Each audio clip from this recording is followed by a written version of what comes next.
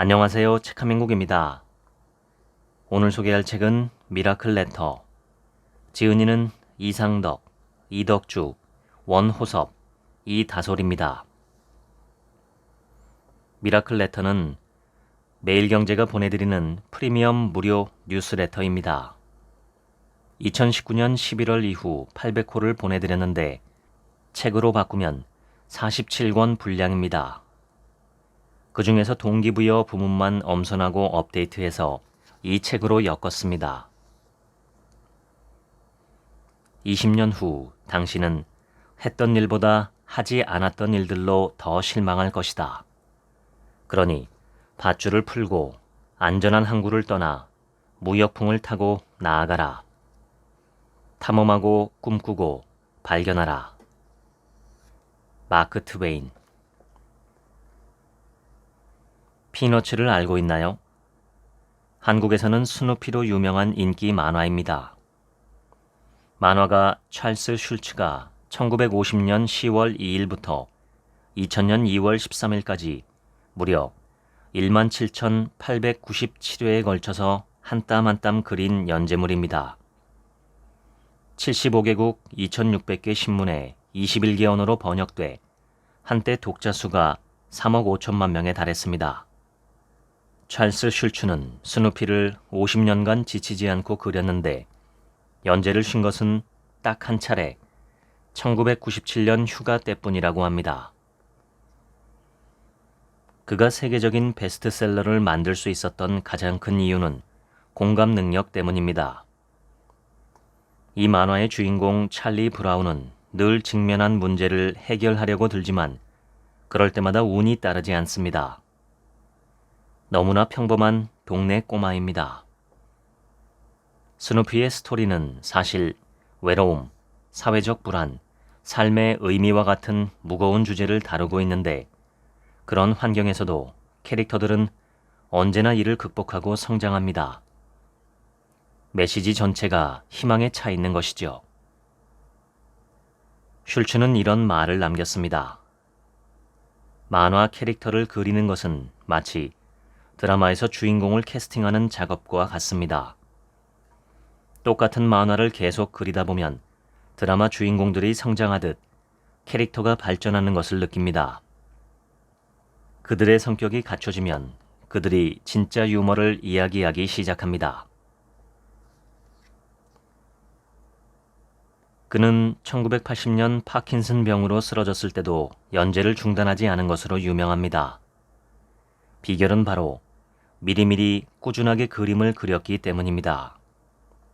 그는 언제나 최소 한 달치 그림을 미리 그려놓았습니다. 그가 50년간 매일 지치지 않고 그림을 그릴 수 있었던 비결은 아이디어를 빠짐없이 기록하는 습관과 이를 매일같이 실천한 루틴의 힘 덕분입니다. 실제로 그는 기록의 힘을 믿었습니다. 슐츠는 공책에 연필 스케치로 워밍업 하듯 그림을 그려두는데 필요한 순간 그 그림을 찾아 만화로 옮기는 작업을 반복했다고 합니다. 슐츠는 완성된 작품이 노트의 습작과 같지는 않더라도 낙서에서 수많은 아이디어가 나온다는 것을 발견했다라고 말했습니다. 아이디어가 떠오르면 그것을 빠짐없이 적어두고 필요할 때 꺼내 쓰는 것이죠. 슐츠는 또한 루틴의 힘을 믿었습니다. 매일 아침 일어나서 오전에 2-3시간 정도 아이디어를 구상하고 점심을 먹고 나서 본격적으로 서너 시간 동안 만화를 그리는 매우 꾸준한 삶을 살았습니다. 환경이 바뀌면 작업이 더 어려워지고 매일 같은 장소에 앉아 있으면 창의성이 발현된다라고 말했습니다. 그가 보여준 루틴의 힘은 반복되고 지치는 일이더라도 매일 일을 거듭해 몸이 자연스레 체화할 수 있도록 하는 일종의 살아가는 운동이 아니었나 하는 생각이 듭니다. 피너츠가 성공할 수 있었던 비결은 주인공인 찰리 브라운이 주변에서 흔히 볼 수 있는 나 닮은 캐릭터여서 공감을 쉽게 얻을 수 있었던 데다 설령 어려움에 부딪혀 실패하더라도 끝없이 도전하는 삶의 자세와 루틴의 힘을 보여주었기 때문입니다. 투자업계에는 전설의 투자자 오마하의 현인 워런 버핏에 얽힌 우화가 있습니다. 항공기 조종사가 질문을 하나 던집니다. 선생님, 일의 우선순위를 어떻게 정하셔서 부자가 되셨나요? 워런 버핏이 답했습니다.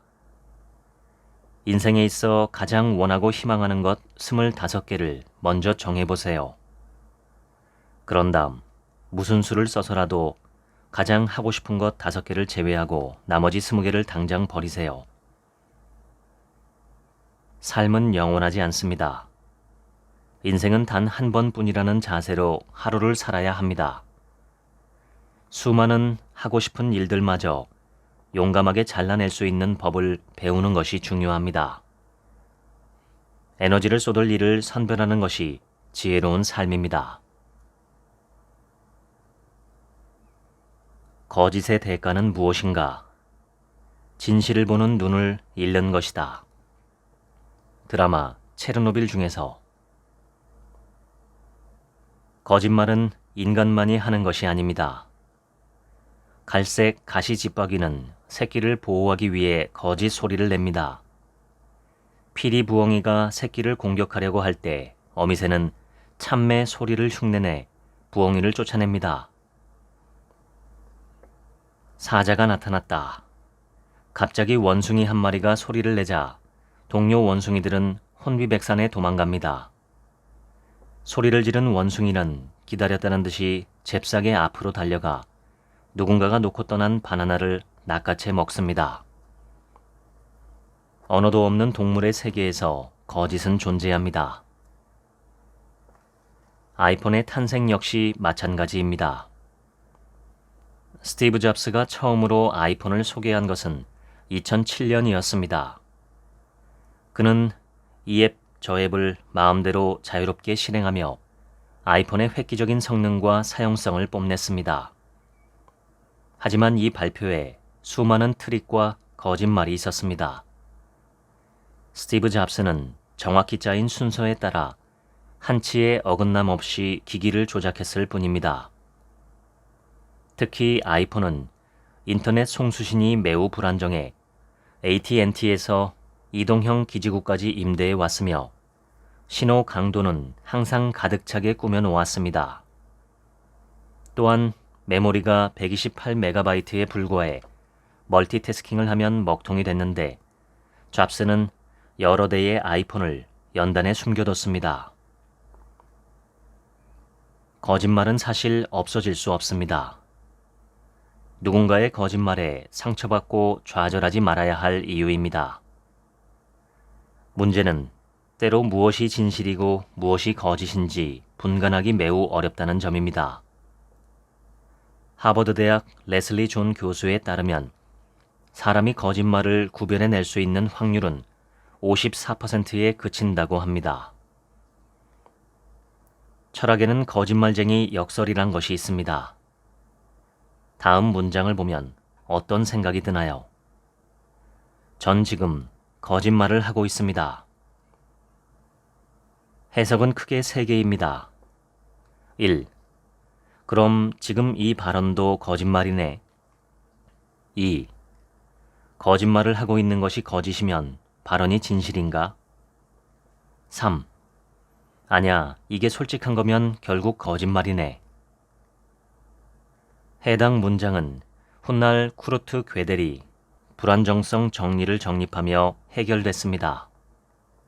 결론은 모순 없는 수학 체계에는 반드시 증명할 수 없는 명제가 하나 이상이 존재한다는 것입니다.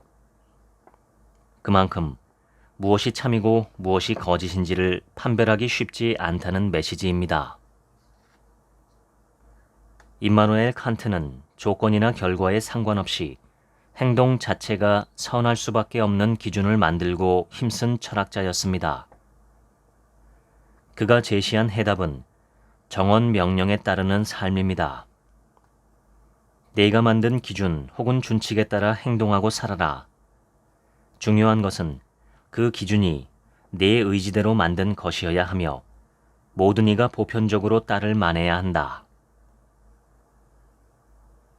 누군가의 거짓에 상처받지 않고 모두가 받아들일 수 있는 선한 행동을 해나가는 것이 중요하다는 메시지입니다. 성공의 비결이 하나 있다면 그건 바로 상대방의 관점을 이해하고 상대방의 관점에서 바라보는 능력이다. 헨리 포드. 데일 카네기는 1936년 책 인간 관계론을 통해 소통과 설득의 원칙을 집대성했습니다. 상대방에게 원하는 것을 얻을 수 있는 3가지 원칙을 전해드리겠습니다. 누군가를 설득하는 데 있어 가장 중요한 첫째 조건은 세상에서 내가 가장 사랑하는 사람은 바로 나라는 매우 단순한 사실을 이해하는 겁니다. 모든 사람은 자기 자신을 사랑합니다. 미국의 실용주의 철학자 존 듀이는 말했습니다. 인간 본성의 가장 깊은 충동은 중요한 사람이 되고픈 욕망이라고 말입니다. 광고 마케팅의 개척자이자 자신의 이름을 딴 백화점을 세운 존 워너메이커는 고백합니다. 나는 이미 30년 전부터 남을 꾸짖는 게 얼마나 어리석은지 깨달았습니다. 내가 가진 한계를 극복하려 애쓰느라 하나님이 지능이라는 선물을 공평하게 나누어 주지 않으셨다는 사실에 투덜거릴 시간 따위는 없었지요. 19세기 미국의 시인이자 사상가인 랠프 월도 에머슨의 이야기입니다. 그는 아들과 함께 송아지를 축사에 집어넣으려 끙끙대고 있었습니다. 에머슨이 송아지를 뒤에서 밀고 그의 아들은 앞에서 당기고 있었습니다. 이때 그것을 본 이웃집 사람이 혀를 끌끌 차며 다가왔습니다. 그는 송아지 입에 자신의 엄지손가락을 쑥 하고 넣었습니다.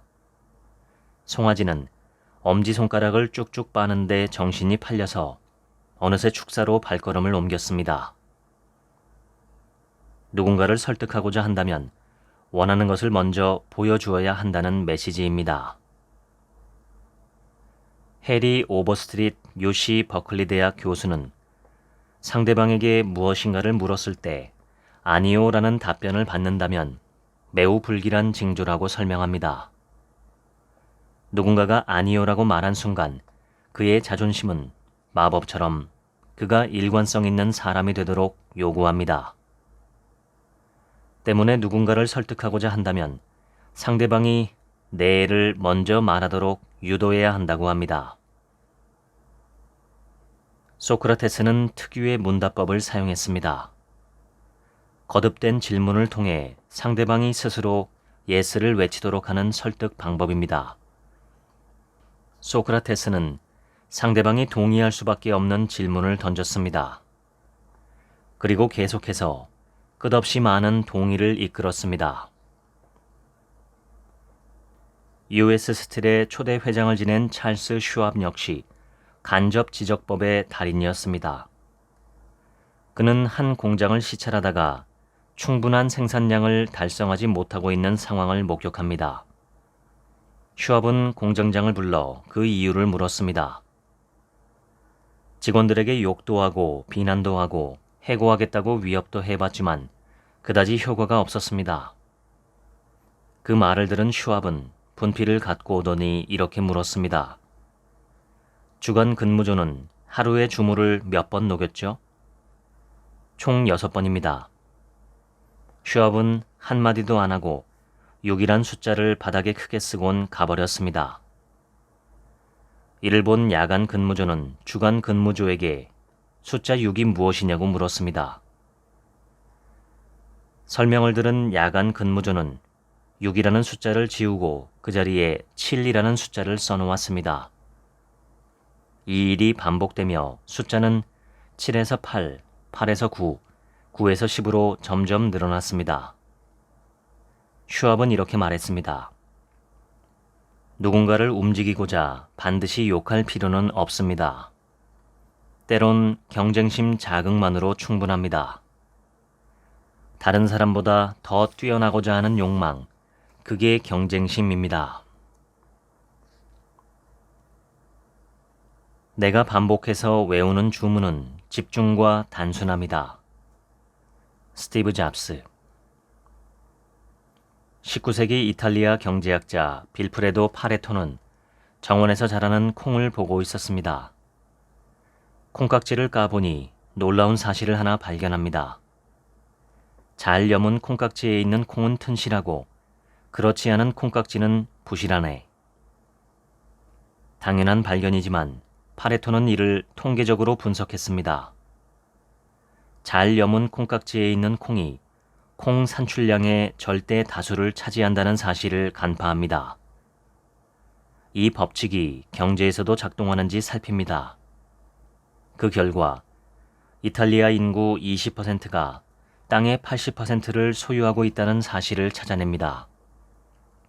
그 유명한 세상은 8대2 원리가 지배한다는 파레토의 법칙입니다. 원인 20%가 결과 80%를 만든다. 20대 80의 법칙, 2대 8의 법칙, 8대2의 법칙이라고도 합니다. 전체 고객 중 20%가 매출 80%를 만든다. 불만을 품은 고객 20%가 험담 80%를 만든다. 우수한 직원 20%가 성과 80%를 만든다. 내가 한 일 20%가 성과에서 80%를 차지한다 등입니다. 하루 전체를 100% 전력 투구하기보다 여러분이 찾아낸 몰입하는 시간 20%를 효과적으로 쓴다면 어떨까요? 애플에는 보이지 않는 전통이 하나 있습니다. 바로 한 이벤트에서 가급적 세계를 넘는 제품을 강조하지 않는 이른바 3의 규칙입니다. 스티브 잡스는 2005년 스탠퍼드 대학 졸업식에서 유명한 명연설을 남깁니다. 이때 잡스는 인생의 중요한 3가지를 강조합니다. 이렇게 말입니다.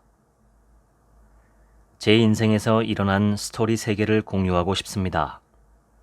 정말 그것뿐입니다. 별다른 이야기도 아닙니다. 스토리가 3개 있을 뿐입니다. 먼저 잡스는 점과 점을 연결하라고 강조했습니다. 잡스의 꿈은 원래 리드 칼리지에서 공부하는 것이었습니다. 그런데 학비가 너무 비싸 그는 8개월 만에 자퇴합니다. 하지만 그는 친구 기숙사 방바닥에서 자면서 캘리그래피 강좌를 몰래 엿들었습니다. 그 과정에서 디자인의 중요성을 깨달았고 이는 훗날 애플의 정신이 됐습니다.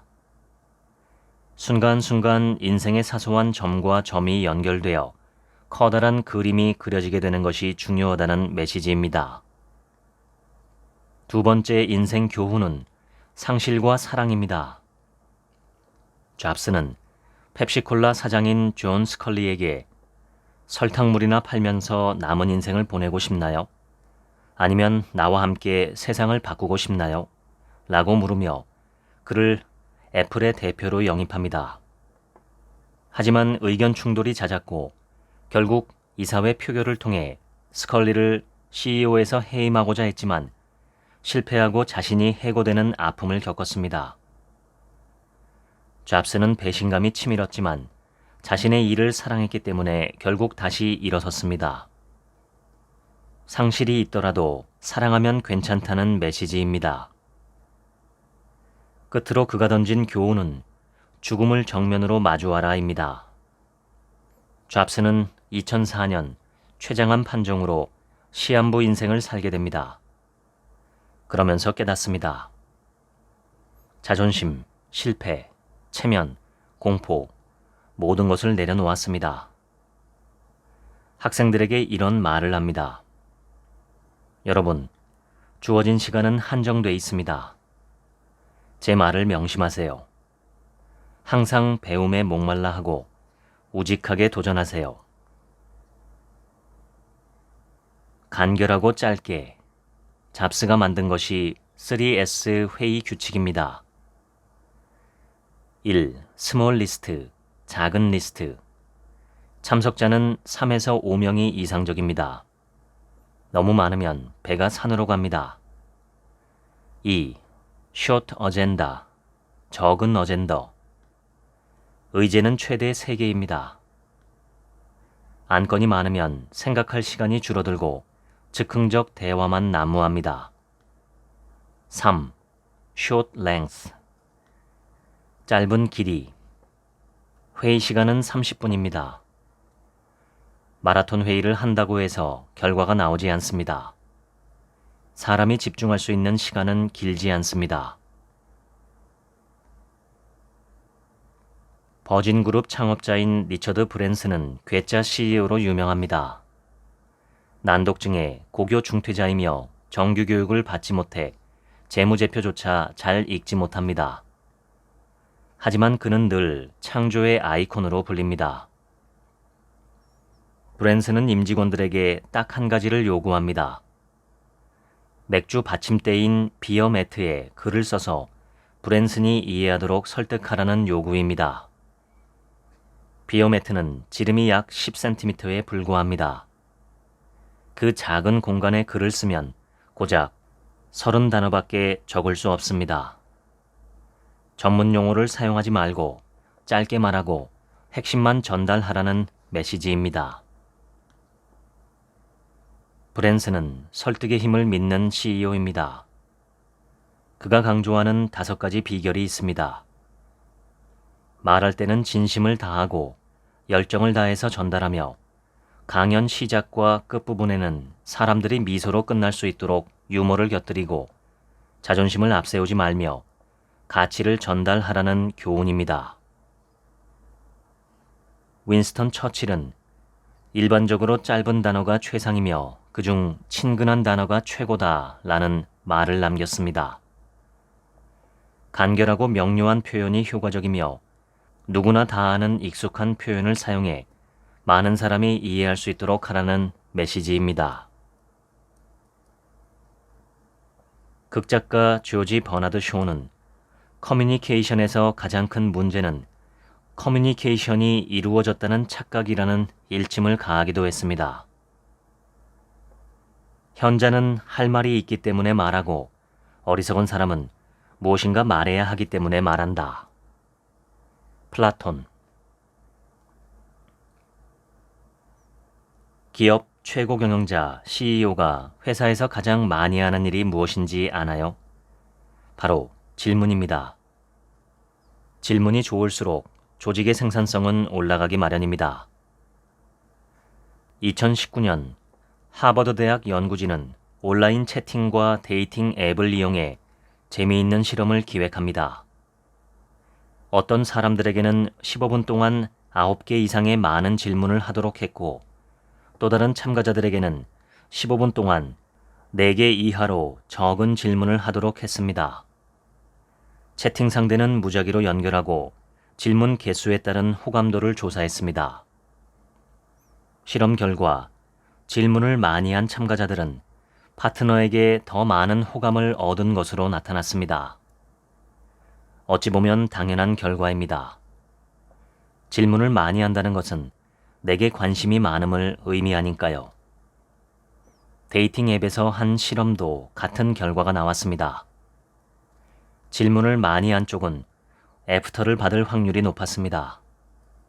반면 질문을 딱 한 번만 한 사람은 20번에 달하는 무작위 데이트에서 애프터를 단 한 번밖에 받지 못했습니다. 학자들은 사람들이 질문을 하는 이유를 크게 2가지로 꼽습니다.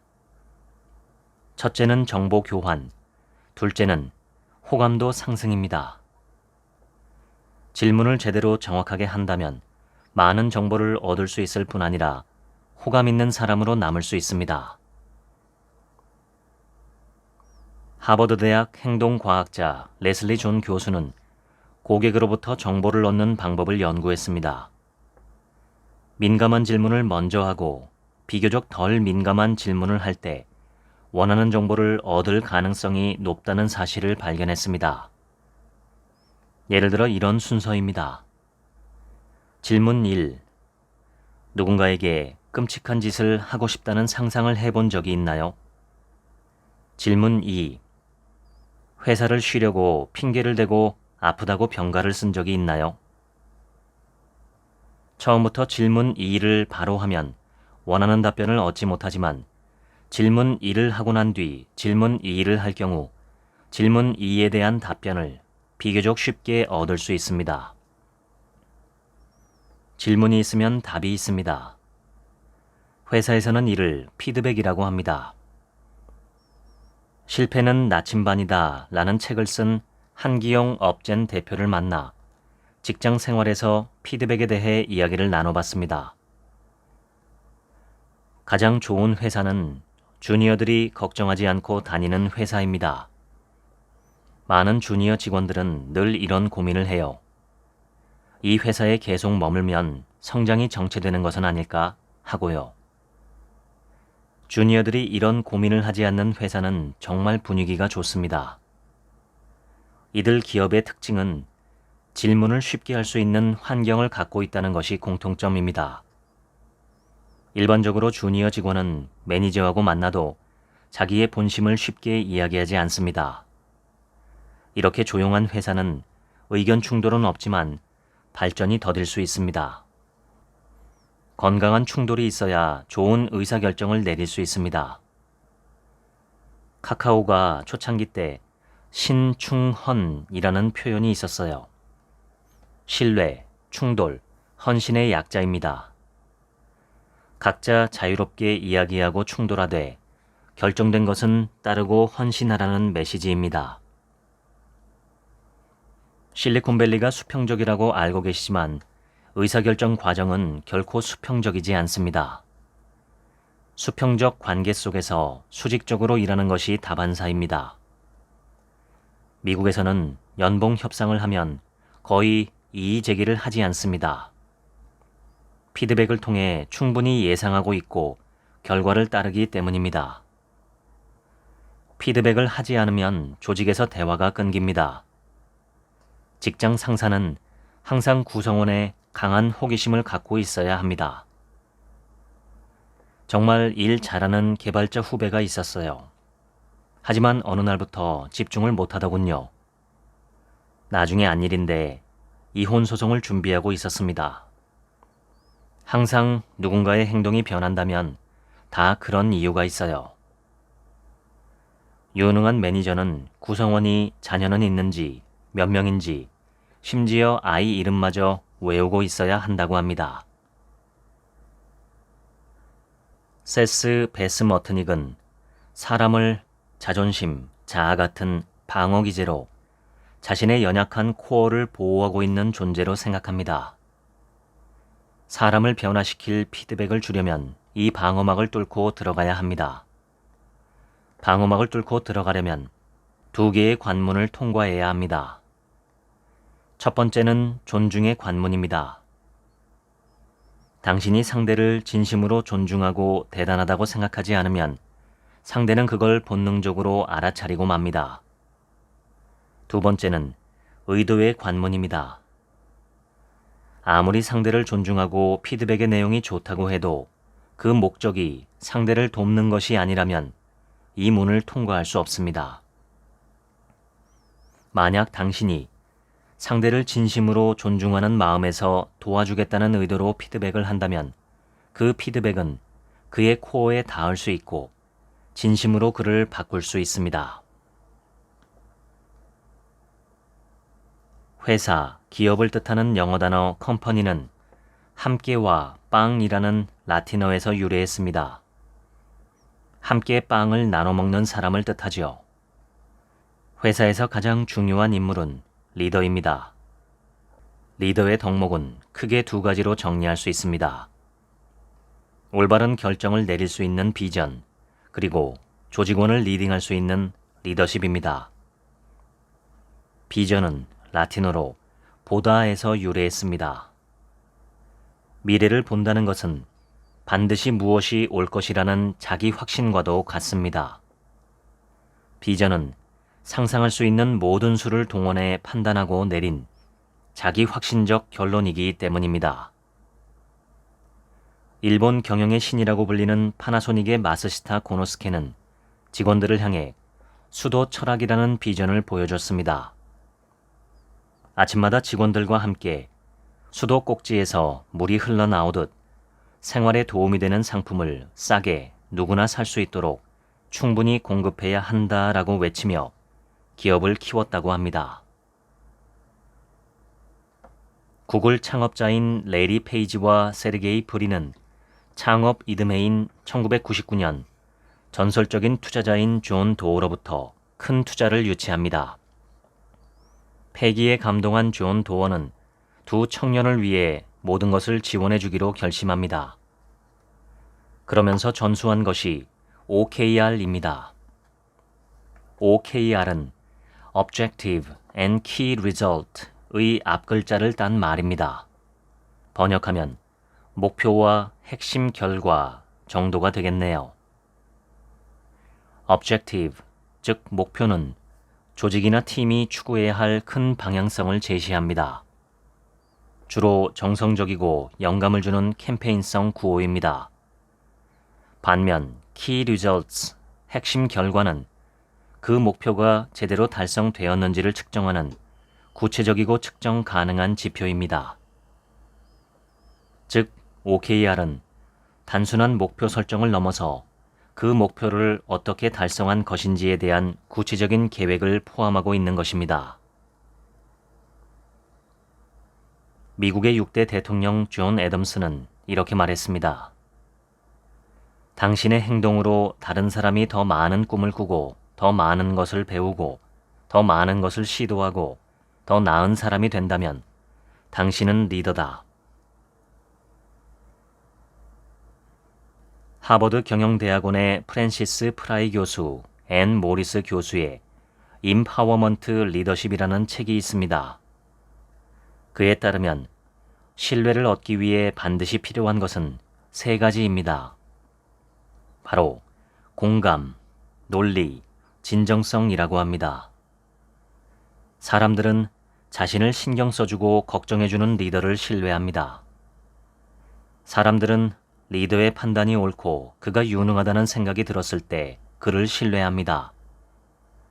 사람들은 리더가 자신의 진짜 모습을 보여주고 소통을 하는 모습을 보았을 때 신뢰합니다. 2022년 카타르 월드컵을 기억하나요? 한국은 포르투갈과의 마지막 경기에서 승리를 거두며 16강에 진출하는 쾌거를 이루었습니다. 당시 한국 대표팀을 이끌었던 파울루 벤투 감독의 리더십이 화제가 됐습니다. 벤투 감독은 직전 경기에서 심판에 항의를 하다가 레드카드를 받았기 때문에 벤치에 앉아 있을 수 없었고 그날 경기 내내 관중석에서 머물렀습니다. 16강 전에서야 다시 벤치로 돌아올 수 있었습니다.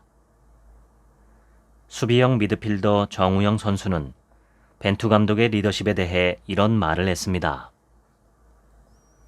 월드컵을 준비하는 4년간 나는 완벽하지 않았다. 그럴 때마다 감독님이 중심을 잡아주고 흔들리지 않게 해줬다. 그래서 여기까지 올 수 있었다. 다음은 김판곤 전 국가대표 감독 선임위원장이 인터뷰에서 남긴 말입니다. 내가 본 벤투 감독은 선수 보호에 가장 중점을 두는 사람이다. 본인 목이 날아가도 선수가 못 뛰겠다고 하면 기용하지 않는다. 신념이다. 만일 황희찬을 무리해서 기용했다가 한 번 더 햄스트링 근육이 올라왔으면 이번 대회는 끝나는 거였다. 그렇게 참고 참으니까 3차전에 황희찬이 몸 상태가 좋아져서 날아다녔다. 확실하게 몸이 되길 기다린 거다. 만일 황희찬의 그 골이 없었다면 우리는 16강에 못 갔을 거고 벤투 감독이 준비해 왔던 것들은 아무 의미가 없었을 거다. 선수 보호에 대한 벤투 감독의 신념이 결국 마지막에 자신을 살린 거다. 선수들이 이 사람을 신뢰하지 않을 수가 없다. 만일 선수의 가족에 대한 이슈가 있으면 그것도 철저하게 선수 중심이다. 대회팀 소집 기간 중에 김민재 선수의 아이가 아팠다. 벤투 감독은 나는 내가 필요하지만 너에겐 내 가족이 더 중요하다라며 보내주었다.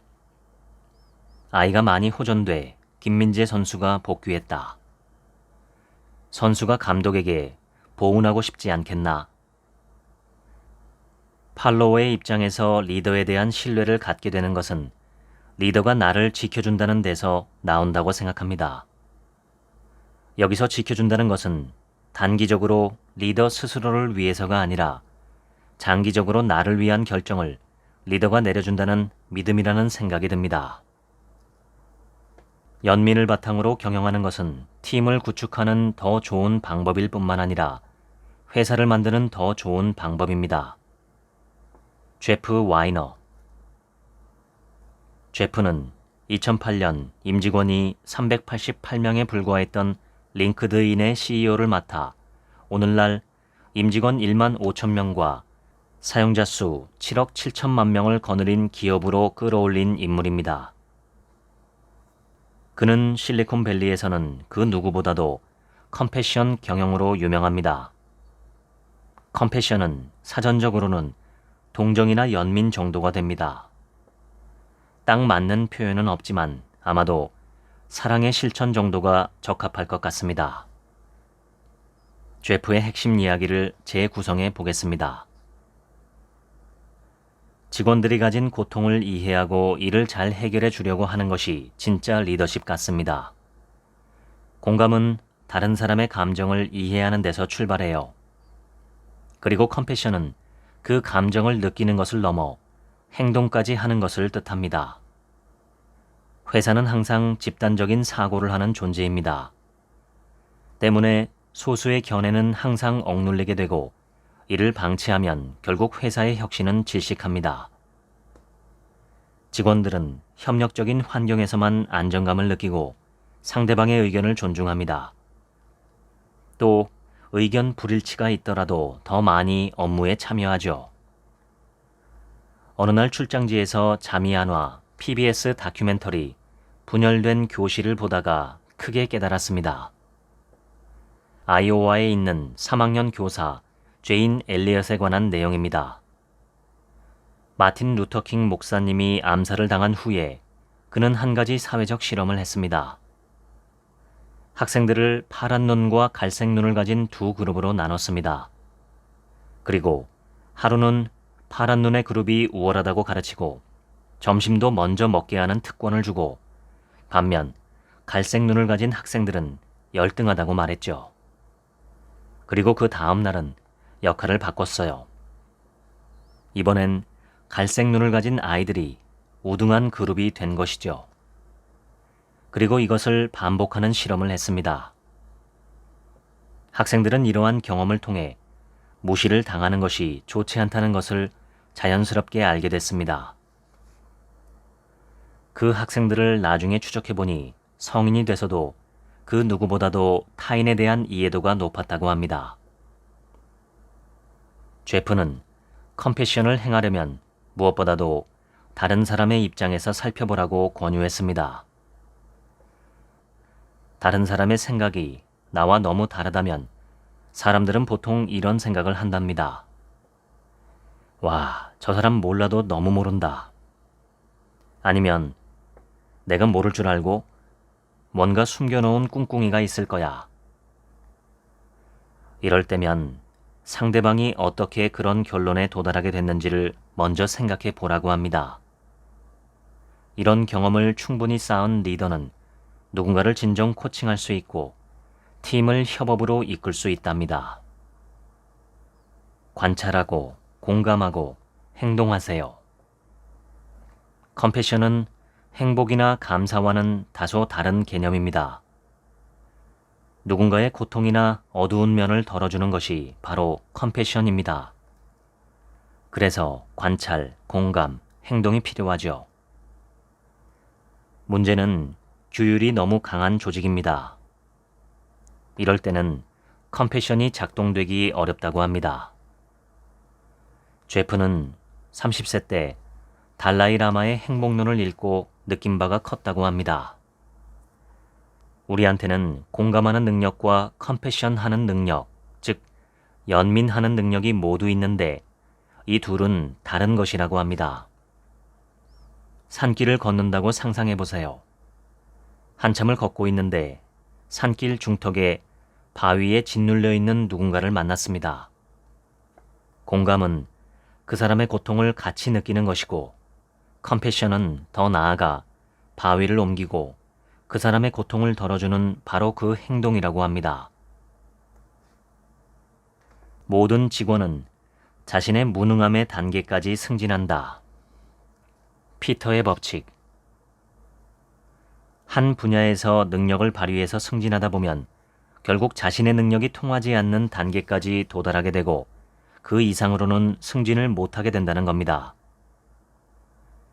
소수의 인원으로 구성된 스타트업에서는 유능했던 창업자와 초기 멤버들이 회사가 투자를 받고 조직이 커지며 점점 무능하게 변하기도 합니다.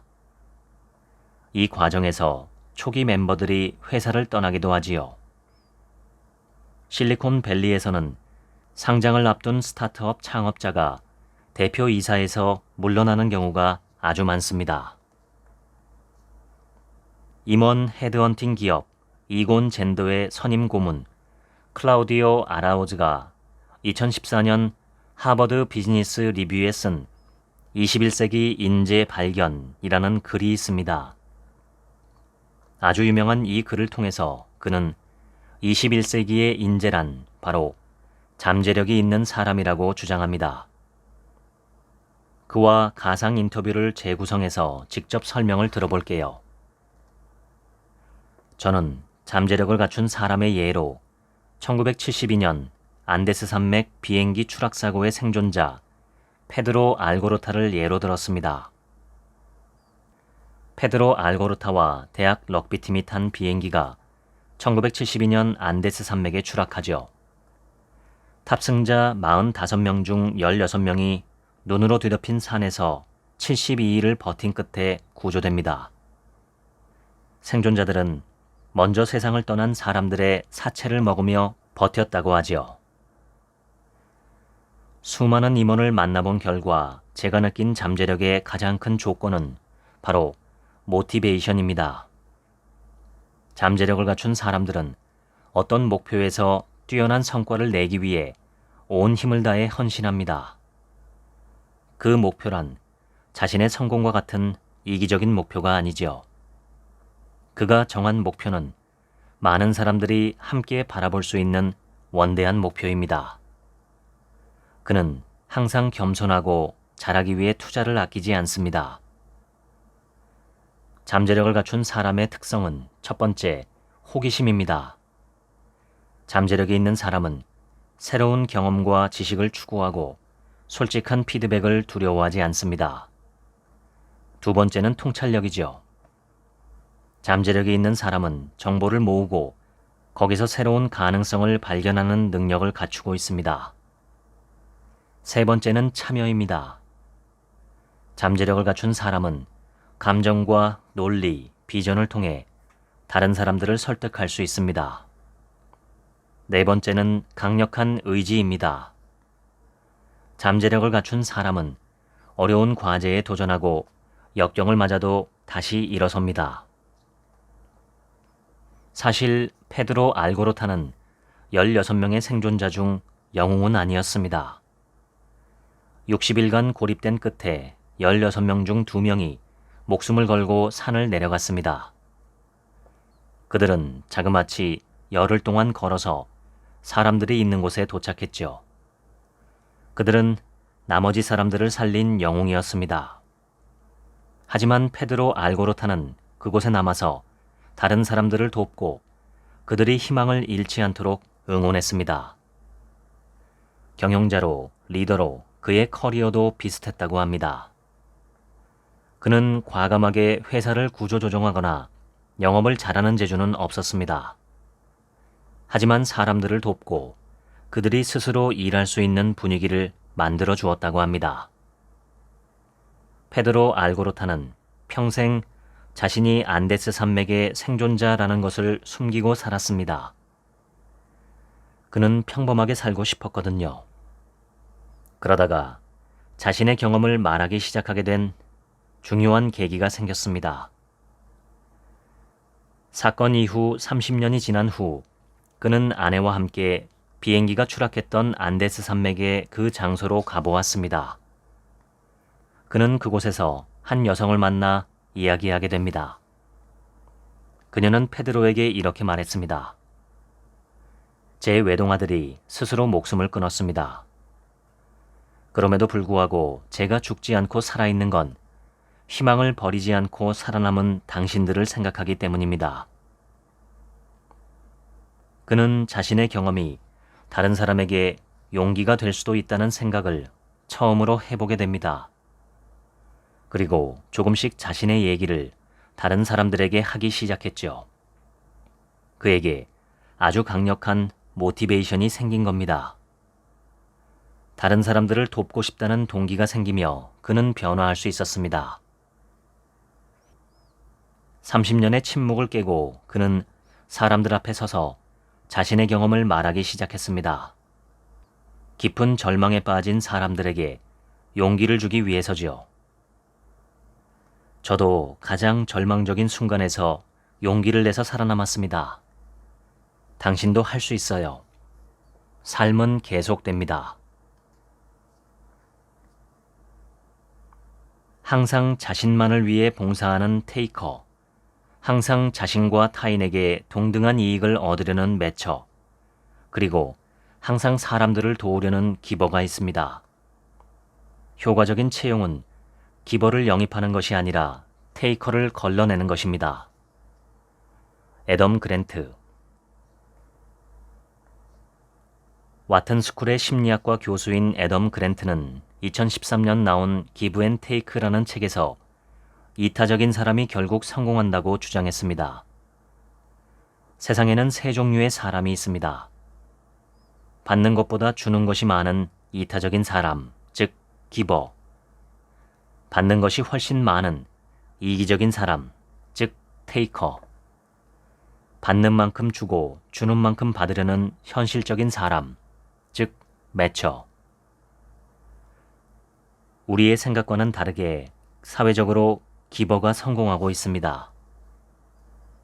기버의 선한 행동은 사람을 그 주변에 끌어들이거든요.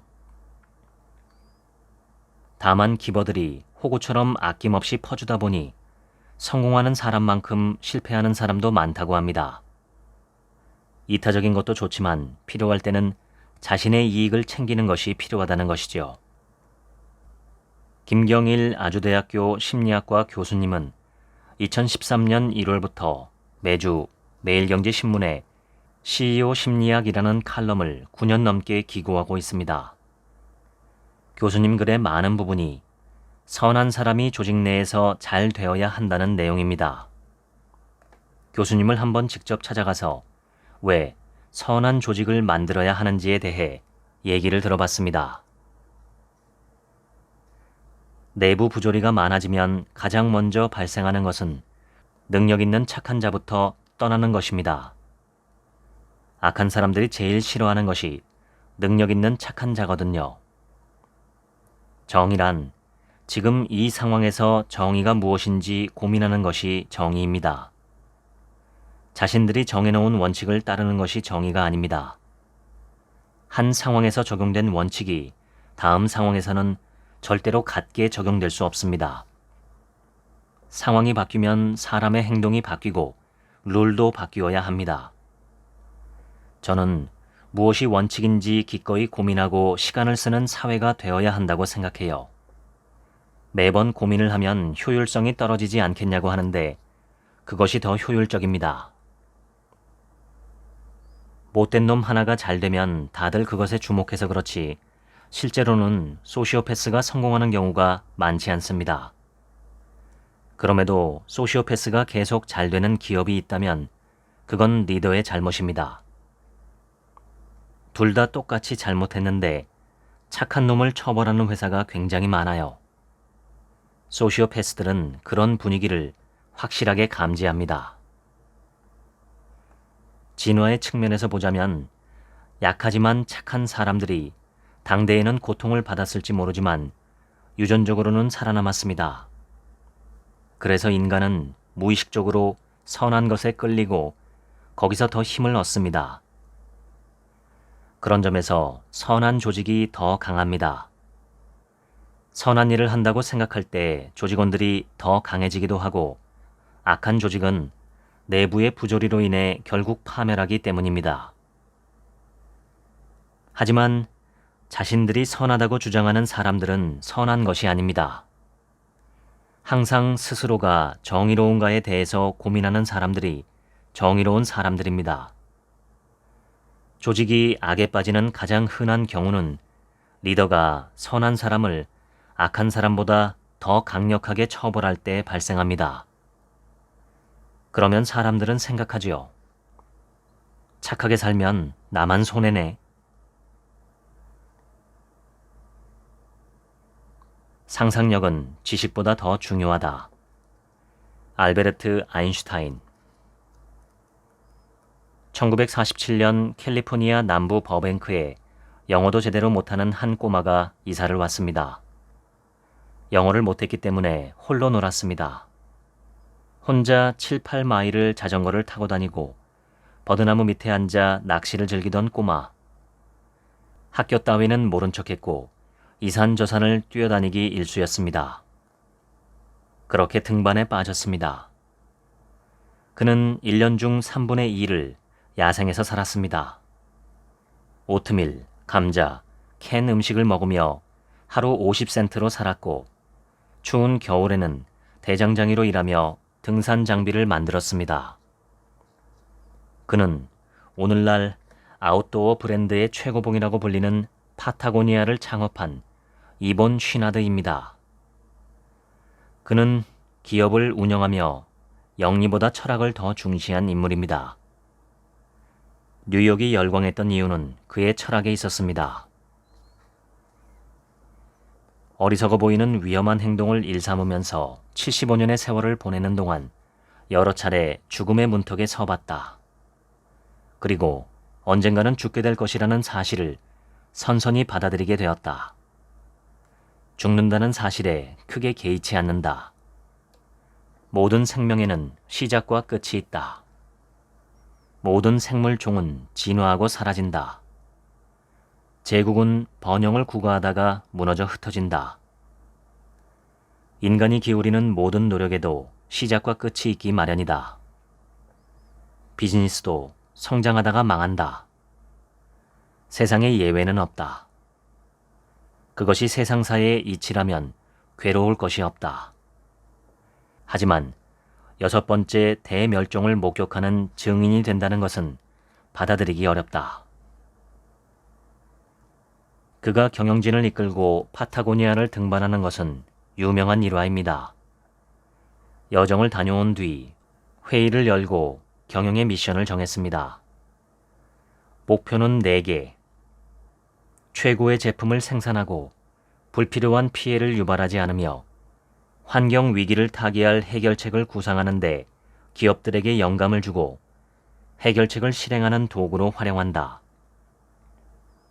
브랜드는 깔끔함, 과감한 색상, 가벼움, 기술, 겹쳐 입기 개념으로 정립해 갑니다. 당시의 ESG, 즉 환경, 사회, 거버넌스 활동은 단순히 사회적 가뱃일 같은 것이었지만 파타고니아는 ESG를 위해 존재한다고 해도 과언이 아니었습니다. 토지와 강줄기를 살리고자 매출 1%를 기부, 유기농 목화, 천연 섬유로 만든 에코 컬렉션 도입, 파타고니아 섬유의 60%를 버려진 페트병에서 재활용, 파타고니아 프로비전이라는 회사를 만들어 굶주림 해결, 옷에는 곳곳에 환경 영향 표시가 붙어 있죠. 플라스틱 물병 4.8개를 재생하고 일반 면에 비해 물 238리터를 절감했다는 표시 등이 있습니다. 또 자신들의 옷을 사지 말라는 디마케팅으로도 유명합니다. 가능하면 새 물건을 사서 쓰지 말고 재활용해서 쓰자는 메시지였습니다. 매장에는 무료 수선실을 두고 망가진 옷을 가져오면 무료로 수선해 줬습니다. 고가 제품인 파타고니아의 조끼는 월스트리트의 상징이었습니다. 금융사들이 조끼를 구입해서 직원들에게 나눠줬죠. 하지만 파타고니아는 회사들이 조끼를 구매하려면 환경에 도움이 되는 일을 하고 있음을 증명하라며 공급을 중단했습니다. 또 공원 구역을 줄이겠다고 한 트럼프 대통령을 상대로 고소하고 증오를 확대한다는 이유에서 페이스북과 인스타그램 광고 중단을 선언했습니다. 미국의 심리학자인 마틴 셀리그먼에 따르면 행복의 5대 요소는 성취, 쾌락, 긍정적 관계, 의미, 몰입 등 5개로 구성되어 있습니다.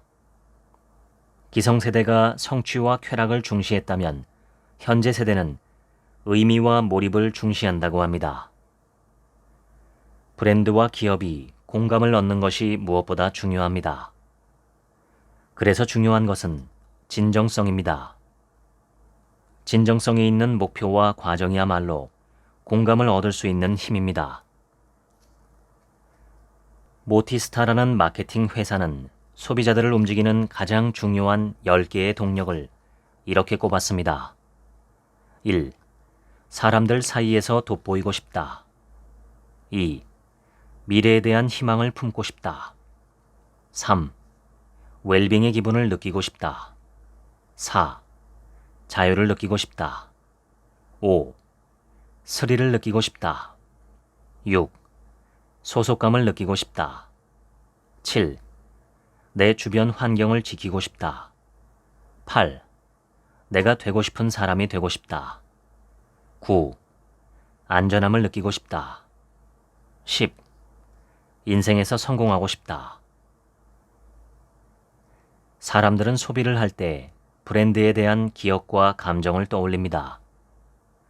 하지만 감정보다 사람을 이끄는 더 중요한 것은 모티베이션입니다. 무의식과 감정을 파악하는 것도 중요하지만 고객을 움직이는 동력을 파악하는 것이 중요합니다. 지금까지 미라클 레터 읽어드렸습니다. 지금부턴 제 얘기입니다. 이 책은 매일경제신문이 구독자들에게 보내드리는 뉴스레터 800개 중에서 동기부여 부문만 발췌해서 책으로 엮은 것입니다. 동기부여, 즉 모티베이션의 개념을 한마디로 하면 어떻게 사람을 움직일 것인가입니다. 사람은 동물입니다. 움직이는 생명체란 뜻이죠. 몸도 움직이고 생각도 움직이고 모든 것이 움직입니다. 움직이지 않고 정지해 있는 것은 동물에게는 죽은 것입니다. 움직임이란 지금 상태에서 뭔가 다른 상태로 옮겨감을 뜻합니다. 기존의 상태를 버리고 새로운 상태로 변화하는 것이죠. 우리가 직장에 출근하고 가족을 이루고 친구들을 만나고 교육을 받는 것 등등 행동하는 모든 것은 뭔가 우리가 바라는 것을 향해 움직이는 것입니다. 인간이 궁극적으로 바라는 것은 무엇일까요? 아무리 좋은 것이라고 해도 누군가는 바라지 않을 수도 있으므로 정해진 것은 없고 통계적인 결과만 말씀을 드릴 수 있을 것 같습니다. 예를 들어 만족감이나 기쁨, 내면의 평화는 거의 모든 사람이 원하는 것이죠. 그런 것을 뭉뚱그려 행복이라고 한다면 행복 추구는 모든 인류의 수건입니다.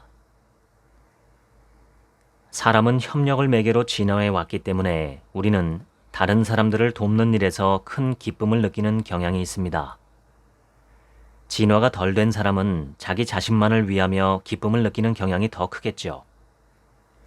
더 많은 타인에게 더 큰 기쁨을 가져다 준 사람은 위인으로 칭송받습니다. 그런데 어쩌면 더 많은 사람을 기쁘게 한 결과 가장 큰 내면의 평화와 기쁨을 누린 사람은 바로 그 당사자가 아닐까 싶습니다. 기쁘고 행복하고 보람차게 살려면 더 많은 타인에게 더 큰 도움을 줄 수 있어야 합니다. 이 책에도 나오지만 미국의 애덤 그랜트 교수는 사람을 크게 세 종류로 구분합니다. 오로지 받는 것에만 집중하는 테이커, 주는 것에만 집중하는 기버, 그리고 받는 만큼 주고 주는 만큼 받으려고 하는 매처입니다. 가장 큰 성공을 거두는 것은 기버인데 놀랍게도 가장 큰 실패를 거두는 것도 기버들이라고 하죠. 성공을 거두는 기버와 실패하는 기버 사이의 가장 큰 차이점은 자기 자신을 지킬 수 있느냐 없느냐입니다. 자기 자신조차 지키지 못하고 자신의 모든 것을 내어주는 기버는 실패하기 십상입니다. 하지만 자신의 삶을 지키며 최대한 타인을 도우려는 기버는 많은 사람들로부터 지지를 받는다고 하죠. 어떻게 하면 나도 지키고 남도 도울 수 있을까요? 한 가지 방법은 황금률입니다. 너희가 대접을 받고자 하는 대로 남을 대접하라는 말이죠. 나는 내가 원하는 방법대로 내가 받고 싶은 대접을 받고 싶어 합니다. 마찬가지로 상대도 상대가 원하는 방법대로 상대가 받고 싶은 대접을 해주기를 원하는 것이죠. 황금률을 지키려면 무엇보다 그러겠다는 결단과 의지가 필요하고 실제로 상대의 마음을 들여다볼 수 있는 공감 능력도 필요합니다. 이렇게 타인의 마음을 읽을 수 있다는 것은 더불어 함께 살아가는 인간 사회에서는 어마어마하게 강력한 힘이 됩니다. 타인이 바라는 바를 탐구해서 그것을 충족시켜 주려고 하는 태도는 단기적으로 자기에게 손해가 될 수도 있지만 장기적으로 엄청난 이익을 가져다 준다는 것이 황금률의 법칙이죠. 받으려면 먼저 주어야 한다는 말과도 일맥상통합니다. 사과를 얻고 싶으면 먼저 사과나무를 심어야 하고 친구나 연인을 만들고 싶다면 내가 먼저 타인에게 다가서야 합니다. 배우고 싶으면 머리를 숙이고 겸손하게 들을 수 있어야 하고 리더가 되고 싶다면 마음을 낮추어 사람들이 진정으로 원하는 것이 무엇인지 파악할 수 있는 능력이 있어야 합니다. 경기가 끝나야 승패를 알 수 있는 것처럼 삶이 끝나기 전에는 그 삶이 성공적인지 그렇지 않은지 알 수 없습니다. 시험 문제를 다 풀고 시험 시간이 종료되어야만 점수가 나오고 실력을 알 수 있는 것과 마찬가지입니다. 결국 우리에게 주어진 것은 오늘 하루뿐이니 오늘 하루를 어제보다 더 잘 살면 됩니다. 어제보다 오늘을 더 잘 산다는 것은 구체적으로 어제보다 오늘이 내가 더 평화롭고 어제보다 오늘의 내가 더 현명하며 어제보다 오늘의 내가 더 바람직한 생활 습관 그리고 태도를 가지고 살아가는 모습을 가리킵니다. 당장 위인이 되기는 어려워도 어제의 나보다 조금만 더 바람직한 오늘을 사는 내가 되기는 훨씬 쉽습니다. 연어는 산란기가 되면 수천 킬로미터를 헤엄쳐서 고향으로 돌아갑니다. 그런데 그 고향은 항상 강의 상류에 있기 때문에 강을 거슬러 오르고 폭포를 점프해서 뛰어 올라갑니다. 우리 인생도 그렇게 날마다 퇴행과 침잠의 강을 거슬러 올라가는 것과 같습니다. 그냥 가만히 놔두면, 그냥 가만히 있으면 모든 것은 무질서해집니다. 오늘 소개해드린 미라클 레터 같은 책을 통해서 어제보다 나은 오늘의 당신이 되셨으면 좋겠습니다. 그렇게 한 걸음 한 걸음 나아간다면 설령 내가 목표한 지점에 도달하지 못하더라도 묵묵하게 걸어간 나의 하루하루가 만족스러운 삶의 여정으로 남지 않을까 생각합니다. 지금까지 책 한 민국의 하루치 생각이었습니다. 들어주셔서 감사합니다.